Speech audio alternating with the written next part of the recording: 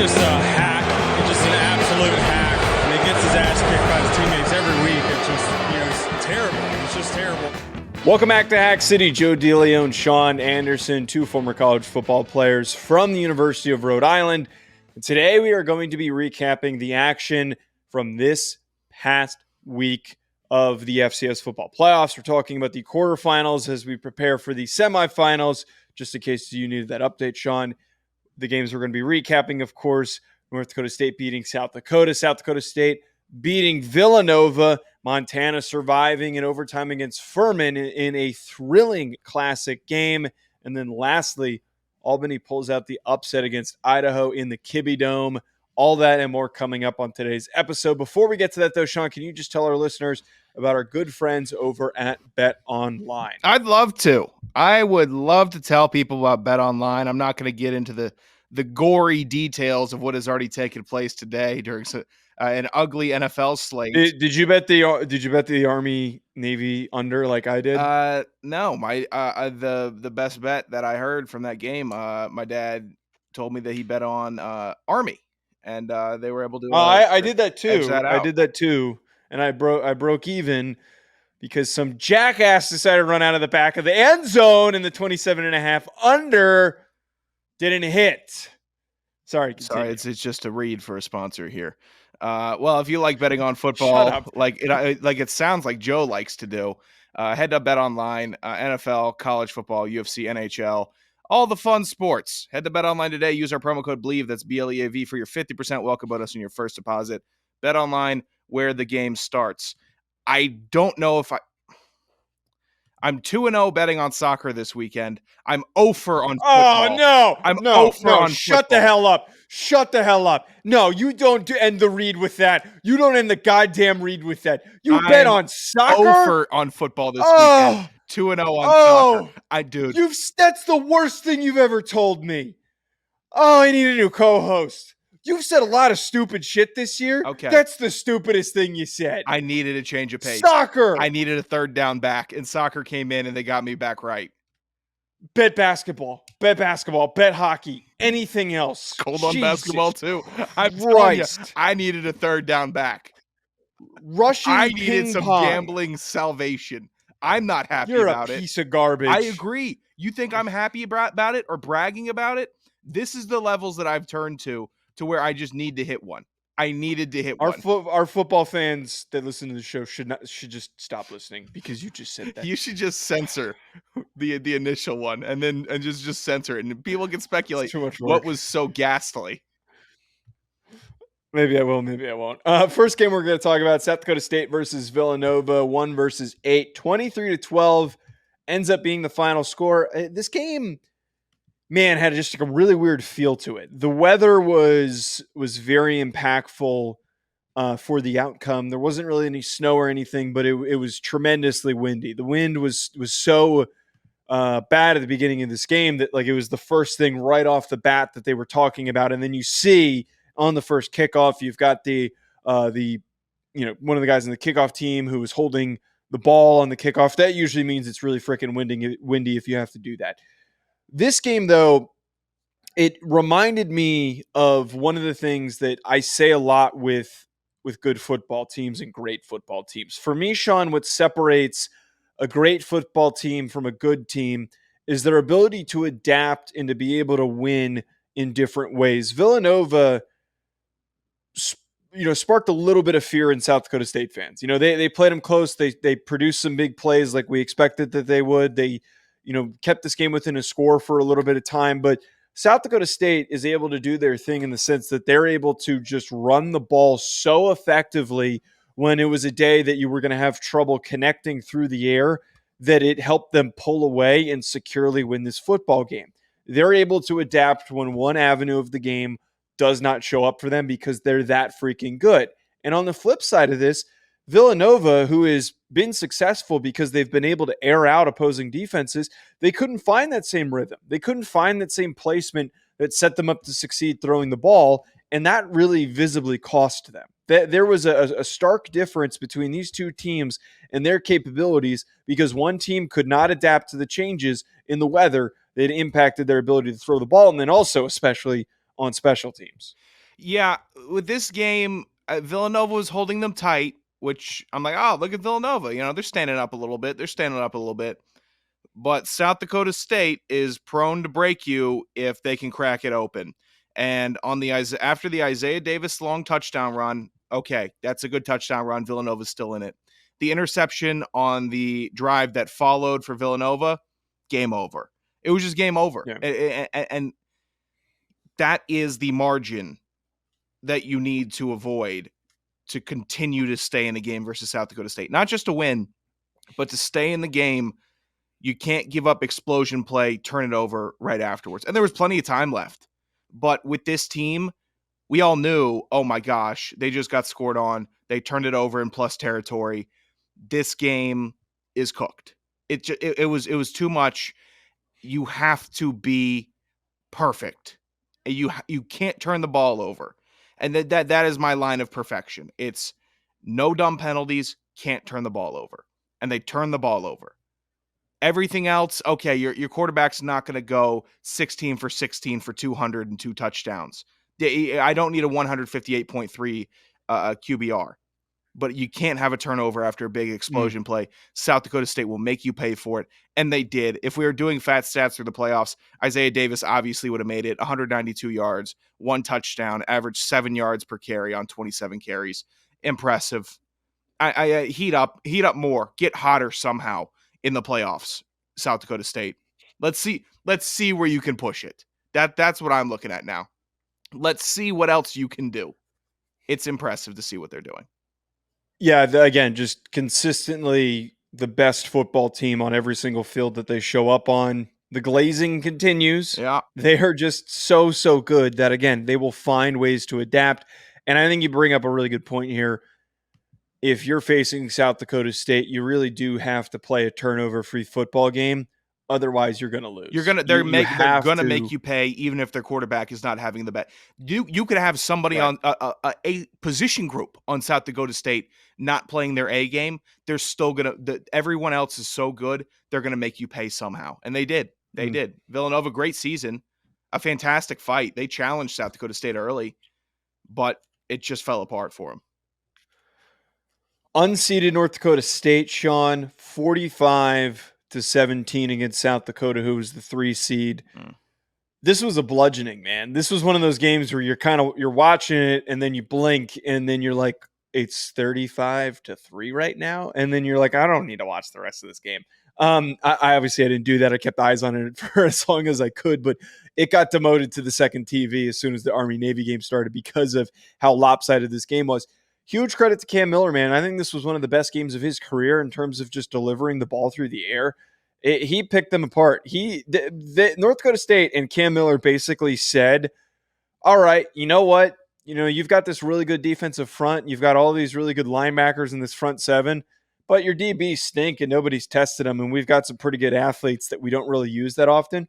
We're just going to take a bunch of deep shots and we're going to kill you and you're going to bleed out onto the field. This was tactile, man. This was ridiculous, the performance that they put up. Yeah, the angriest, most, yelling up into the sky, God, where were you team of the week?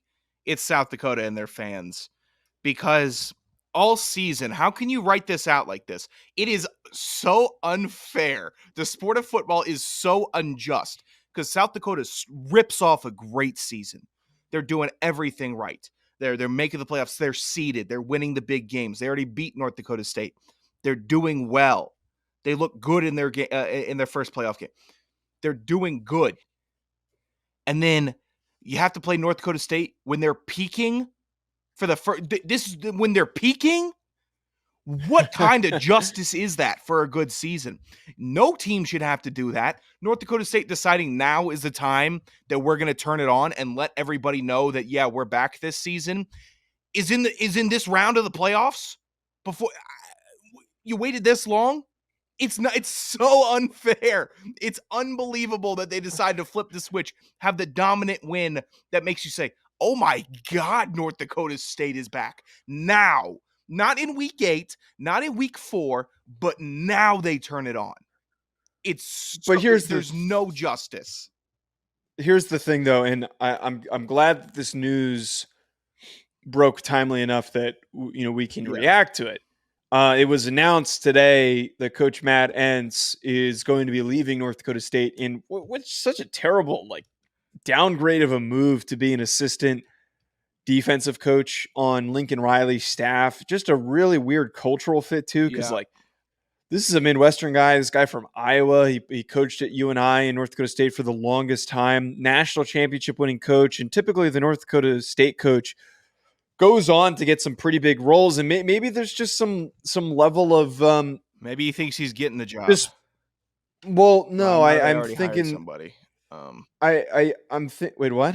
USC rather. I don't know. They already hired a defensive coordinator. Yeah. What I'm getting at here is that the North Dakota State head coach goes on to usually get a pretty good job opportunity. Yeah. Kleiman is the Kansas State coach, and he's done some tremendous things. This just feels like a really weird move. Maybe there is some tension that we don't know about behind closed doors. I know that their efforts to expand their athletic facility and their stadium was not approved, and maybe something, I don't know. I don't know what's going on. I can't really say to that, but I want to talk about us being two former players and understanding the dynamics of a locker room. I have to say that every time that there is a coaching change that is announced before big games, even if said coach is still in the locker room and running the team, it is the most deflating thing that can happen to a roster.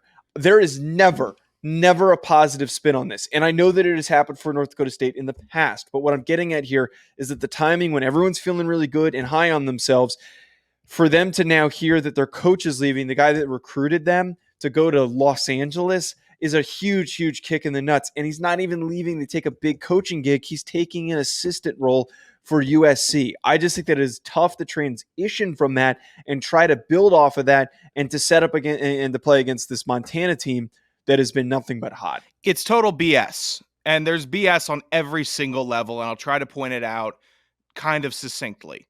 It's BS, and I'll have to start with the top here, that college athletics administration bungled the transfer portal and bungled all of the signing day, all of the infrastructure for when you need to have your teams in place to get on the road and do your recruiting. To have it all getting set up while there is still impact on games is insanity. It's insanity. And I know you got to get a jump and you're recruiting in season and it's a living, breathing organism, a college program. But for this to happen while your team is in the playoffs, about to have the biggest game of the year versus Montana, who will take advantage of something like this, like they did with Delaware. When you give a team fuel like this, they are going to get punished afterwards. So that's unfair. It is what it is.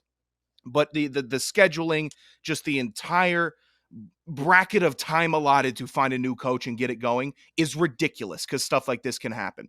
It's ridiculous the announcement time that it's made a day after an incredible, massive win. Momentum's all on your side. And you say, okay, the football program is at the best it's been all season. Let's take the rug out from underneath them. I feel terrible. It feels like a gutless decision. I know it's a decision, a business decision. But if I'm on that campus, I'm like, what the hell just happened? We just had a massive win, and now our coach is leaving to go be a linebacker coach. I would feel ripped off. And you're completely right about that. The atmosphere in the locker room completely shifts. It's like, okay, guys, it could go one of two ways. All right, let's send them off with the championship, or oh my gosh, our coach left. We have no motion now. We're done for. We're cooked. Most of the time, it's the latter. Yeah. I also, for anyone who wants to push back and say that this isn't impactful, literally go look at what happened at Oregon State. I'm just talking about this year. Like, I'm not even going to pull like a deep one. Oregon State, when they played Oregon, and Jonathan Smith the night prior, no, it was right before kickoff when it was announced he's going to Michigan State. And then the other one I think about is Willie Fritz going to Houston. I think that Michigan was announced State also, which was early in the season, but they completely fell apart. Well, that's a completely different circus. Yeah, very it on the umbrella of head coach not being there. But it's less about head coach not being there. It's your head coach knowing that when you're in a position of potential success on a run to do something tremendous and to have some sort of accolade or accomplishment, And for that coach to bail, it feels like you're getting bailed on. For like the Mel Tucker thing is because he was. I just want to throw out there. I don't think that this is realistic, and I'm sure that North Dakota State fans will tell me, no, this isn't going to happen. But Craig Bohl just retired, who was Wyoming's head coach. He was a multi-national championship winning head coach at North Dakota State. I'm just saying, maybe if there's some way to coerce him into coming back. Excited, Joe. Why are you teasing them? Why are you teasing them? I would feel that would be at the top of your list to bring back Craig Bohl. He's 65. Like, that's not like a crazy, super old age that he's gonna, be done with coaching. I got you. Or at least bring him in as an analyst. Right now, if I'm a North Dakota State fan, I just want to set fire to something. I can't be like, oh, maybe we get Craig Bohl. Like, I just can't be in that camp right now. To make yourself feel good, you kind of have to do that. Yeah, I know.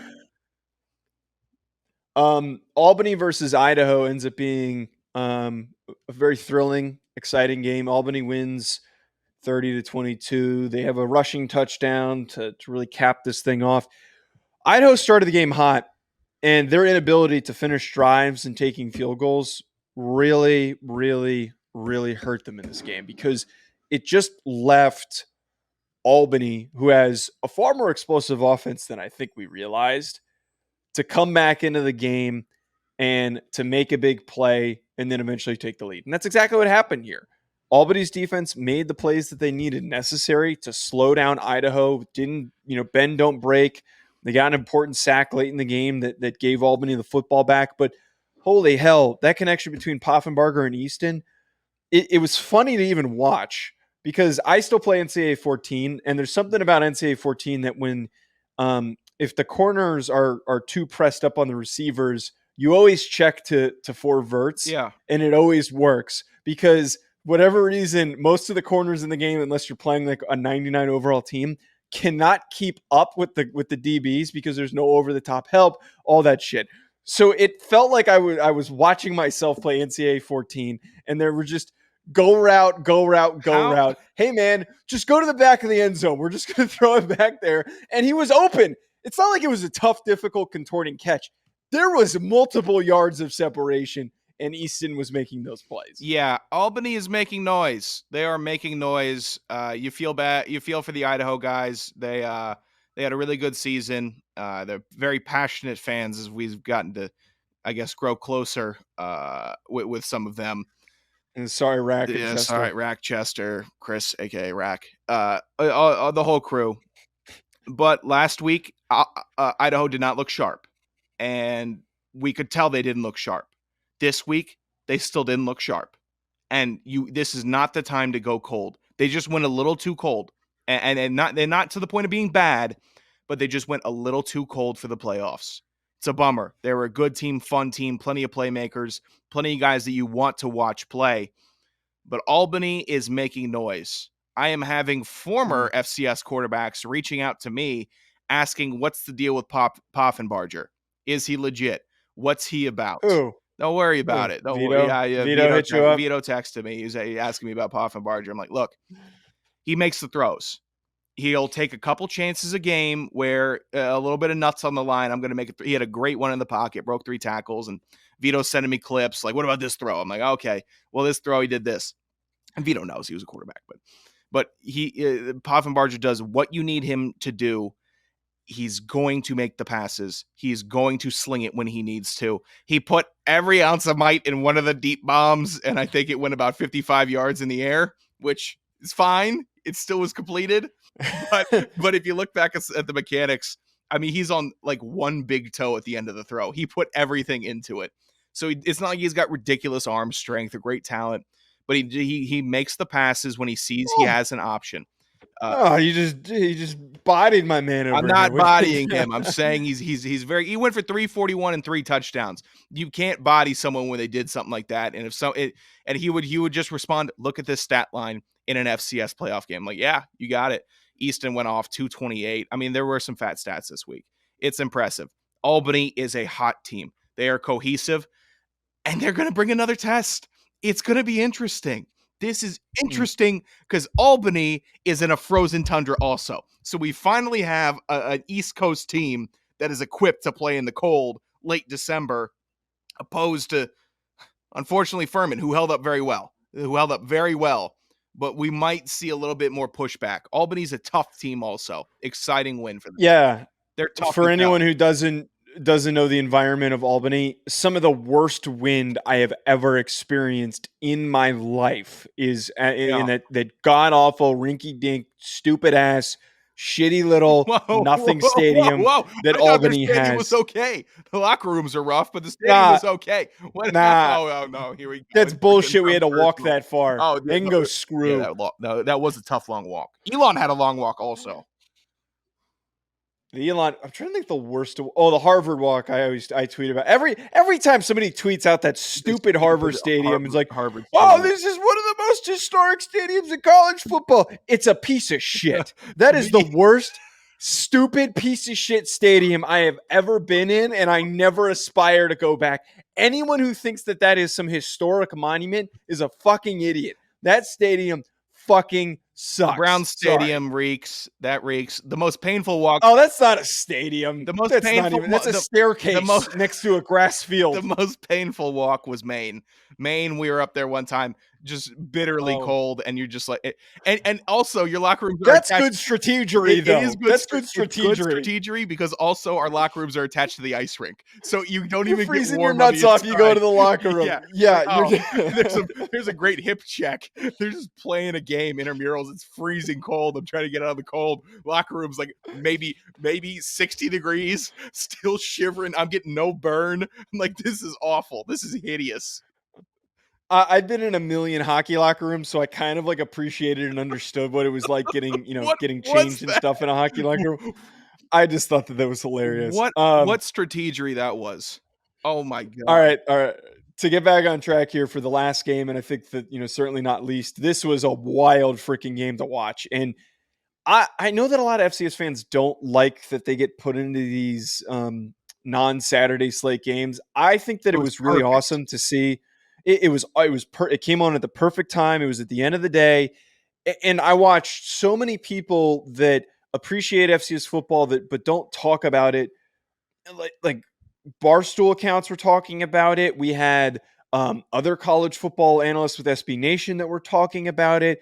I think McAfee even tweeted about it. Like, it's great that this game was down to the wire and it was exciting, and that we get opportunities, and there is going to be another Friday game. I think that we should have a weekly Friday game. Not to focus too much on that, though. 35-28, overtime victory for the Grizz. This was a really freaking tough, hard-fought battle throughout the entirety of it. It was both teams stepping up, playing really good against the run. Furman did everything in their power to take away Montana's rushing attack, and they did a really damn good job of it. But what I give a ton of credit to is that Montana was not afraid to throw the ball, and Clifton McDowell stepped up to the occasion, stepped up to the challenge that he was asked to do. Now, he did end up, it says he did throw a pick. He does say that he went 17 for 31, which isn't great, but I thought that he made a number of important throws that, despite all the pressure, everything that they put him through, he still played a really good game. He also extended the game with his legs. Jalen Milroe-esque, the way that he put this team on his back. But man, Furman really blew that final opportunity there at the end of the game when they came all the way back and then could have gone for 2 to win the game, and then just false start and then shit the bed in overtime. That was the most deflating thing that I've ever seen. I really appreciated this game because I didn't get until this game to see how truly similar both teams were. It just came down to Tyler Huff versus Clifton McDowell. Truly. McDowell, 208, a touchdown, a pick. Huff, 188, a touchdown, and a pick. Both were their team's rushing leaders. Were both teams' running backs. The second leader, Grant Robinson for Furman, 17 yards. Montana's leader, Nick Osmo, outside of the quarterback, 19 yards. Montana's leading receiver, 91 yards. Furman's 78. I mean, you could not have gotten more parallel performances out of the two teams who, and they're just so they're so far apart in such different conferences that I didn't realize how similarly built they were, how they executed so similar, it looked like inter squad, like If we were to play Rhode Island, if Rhode Island was to play Rhode Island 2, it would look like this. And one team would just have to win in overtime. It's an instant classic. Impressive. Montana gets the win this time. They play again. If they played 10 times, it'd be 5-5. It would have to be an odd series. It would have to be. Impressive win by Montana. It's a great win. You need to be a great team to get an overtime win in the playoffs. Luck, whatever you want to call it, that is a great win. Huge momentum. And now it's just, it was a really good game. Friday games are important. Whenever you can get whenever you can get the dudes on the couch on Friday night, because we're just scrambling. We were looking. What were you doing on Saturday, Joe? You were looking for something to watch. Saturday or Friday? Saturday and Friday. You're just looking always because it's you're not competing at this point. You just be what's on. That's what the FCS needs to do. Be what's on. The MAC knows what they're doing. I'm not saying we need to see Delaware State versus Richmond on a Wednesday at 4. I'm just saying be what's on when you can be. And this is what it was. It was great. I love this game. Furman, great season. You just a couple plays short. It's brutal. Yeah. It's brutal to come a couple plays short. It's just so crazy because, Montana was just playing a little bit stronger of a game, and they had that extra edge. Special teams for Montana were stellar. Junior Berg, they phenomenal. They had just a better edge of having Clifton McDowell able to run the way that he did, that when nothing else was working, when you have an athletic quarterback, and that's what's made him so good and what's kept Montana on this current string of success, is that when other things aren't working, they're able to turn to him and he's able to run the football and he's able to extend plays with his legs and be a part of a facet of the running game. But like that final drive by Furman, just it was so, I don't even know how to describe it. It was just so tension filled and nerve wracking that they're just like, oh my God, they keep moving this ball. They just keep moving this ball. And for them to, you have all the momentum, and I love the decision to go for 2. Like, I think that more teams need to do that instead of letting the opposing team back onto the field when you know that you're having trouble stopping them and your defense is gassed. Just go for 2. You can't freaking get the false start.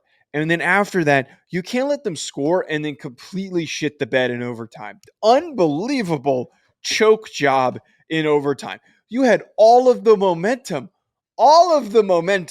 and you just, all the air was let out of the balloon, dude. It was, I was dumbfounded by the play calling in overtime by Furman, because they didn't expect to be in an overtime. They burned their overtime on the last drive. That was their play set. They had to be. Okay, I kind of get what you're saying. I don't. Yeah. Was Dominic Roberto hurt, by the way? Can somebody, I was watching this game and I'm like, why aren't they getting the ball to Dominic? He had 2 carries. 3 yards. I don't know what happened. When you're facing the team that's punching you in the mouth at the line of scrimmage, why not bring in the big goddamn back that's been punching people in the face back? All season. I don't know.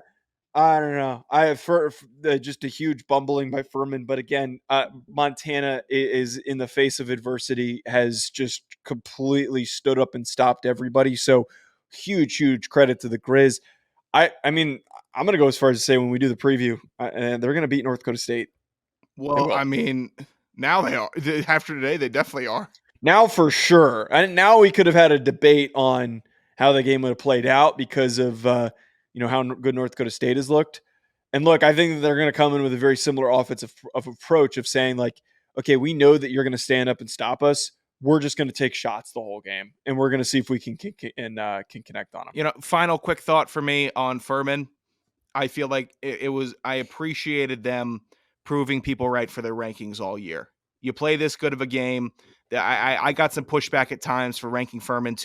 People thought it was too high. They're a good football team, and you got to see that, and they got to justify themselves even in a loss that, hey, we were one of the best all year. They were, and it's a tough loss, but Montana has been on an ungodly tear lately, so hard to get past that. It just is.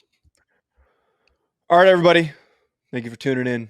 at Joe DeLeone, at Sanderson Radio. We'll be back later in this week doing a preview of the semis. We'll also, I think we might be live this Thursday, just doing general college football, mailbag talk, that kind of stuff. So stay tuned for that. We'll be back.